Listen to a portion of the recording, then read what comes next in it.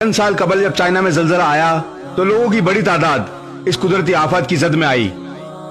شہر کی کئی عمارتیں ملبے کا ڈھیر بن گئیں۔ عمارتوں کا ملبہ ہٹانے میں کئی دن لگے۔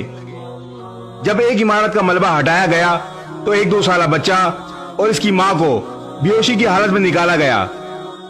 ماں کے دونوں ہاتھوں کی انگلیاں زخمی تھیں۔ اس کے علاوہ نہ بچے کو خروش آئی اور نہ ہی ماں کو۔ دونوں کو اسپتال منتقل کیا گیا اور چند دنوں میں ماں اور بچے کی حالت بہتر ہو گئی۔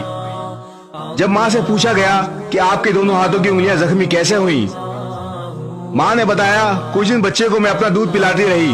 جب دودھ نہ رہا تو میں نے اپنی انگلی بچے کے منہ میں دے دی، لیکن بچہ بھوک کی وجہ سے چپ نہ ہوا اور مجھ سے اس کا رونا برداشت نہ ہوا۔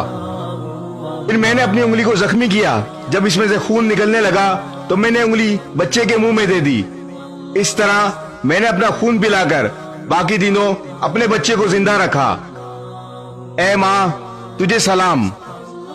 دوستو، اپنے والدین کی قدر کرو۔